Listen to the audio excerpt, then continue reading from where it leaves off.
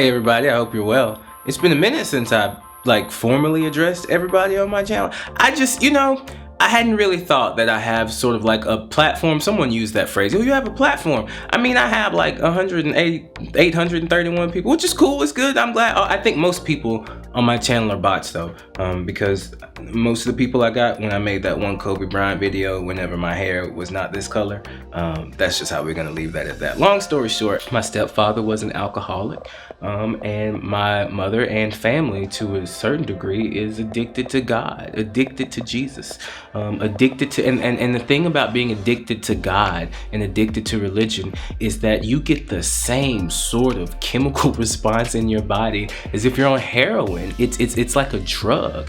And so growing up in that, and there's more, there was spanking. Here's the thing.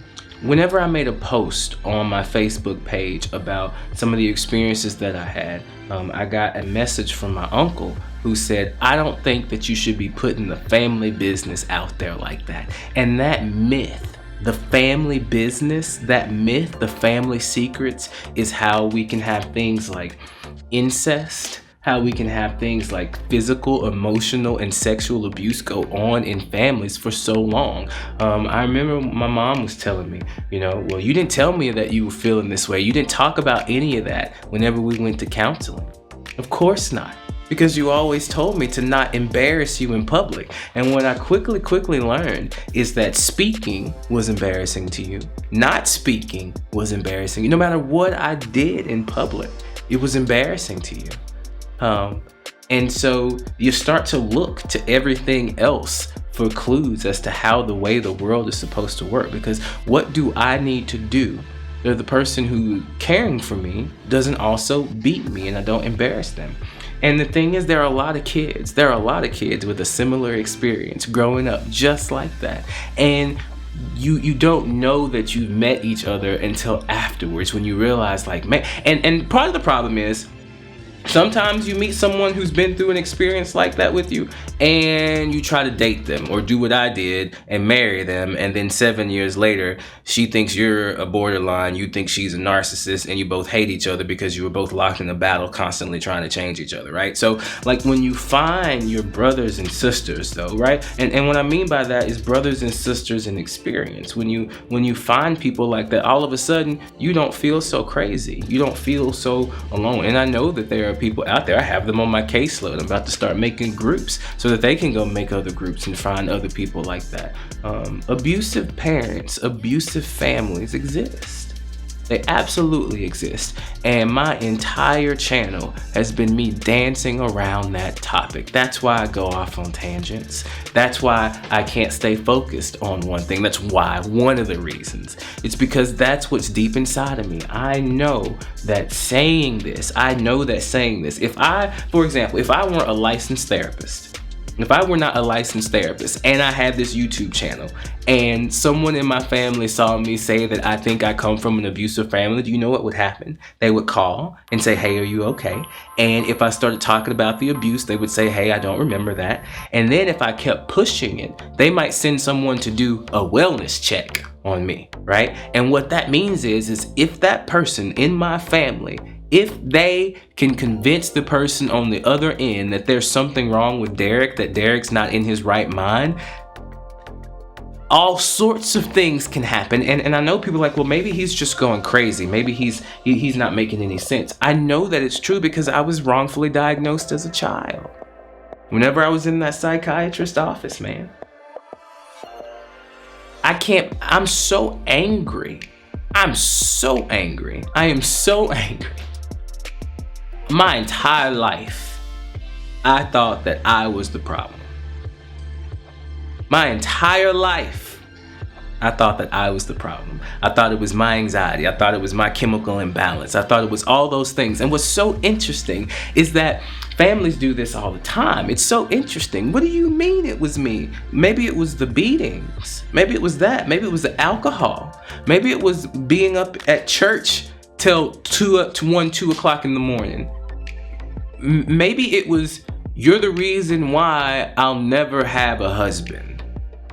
Maybe it was getting beat for no. Let's talk about spanking real quick, because I'm gonna talk a lot about that too. Spanking is abuse.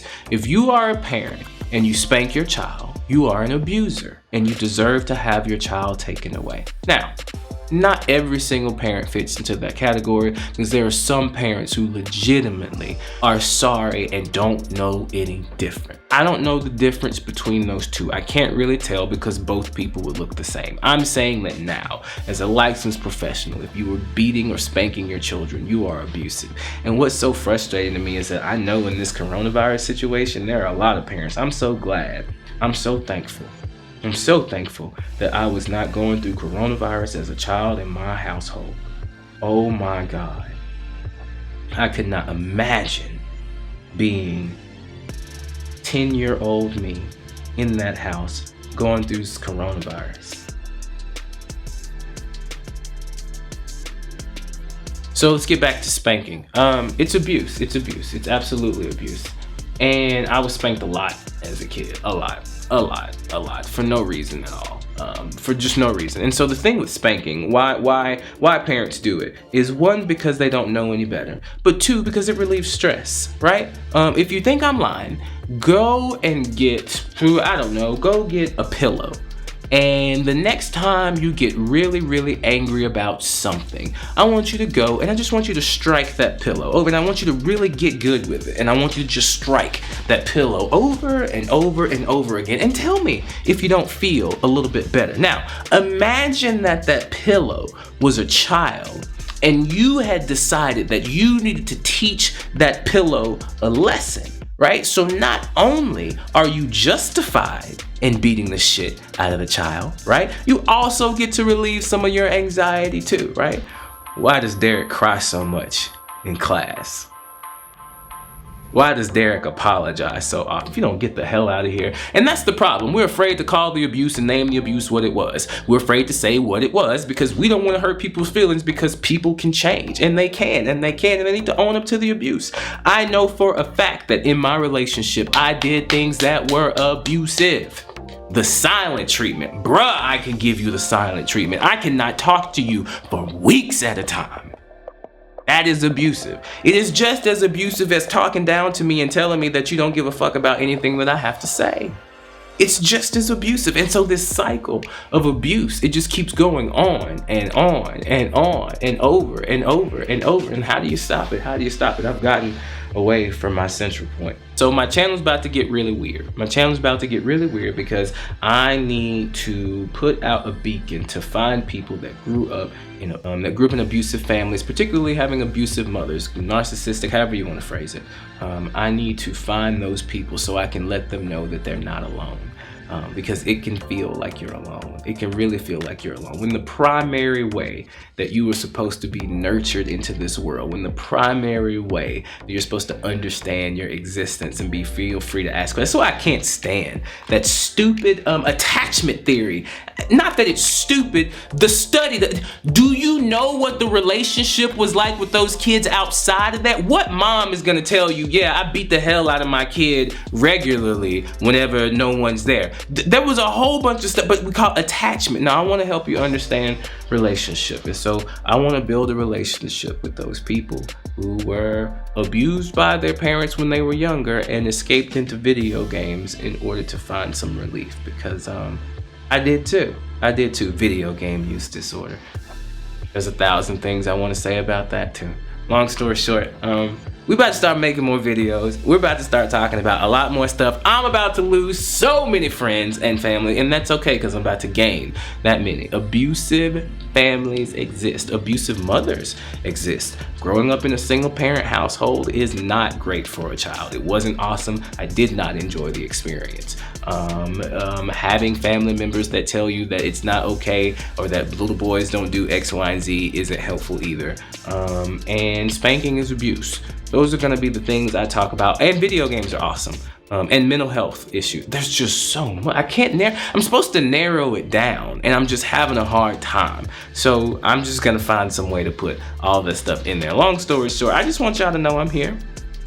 I really am. I'm just throwing stuff out there to see what sticks. I just need to tell my truth for a little bit. And my truth is that I grew up in an abusive family. And not that everyone did it on purpose. It's not their fault. It's a cycle of abuse. And I need to be able to say that that happened to me. I don't know how people have changed. Of course people can change, 100%. Look at me. Yeah, people can change. I'm just saying we need to name it what it is. We need to be able to name it and call it what it is. Isn't that right? You know, call the demon by its name.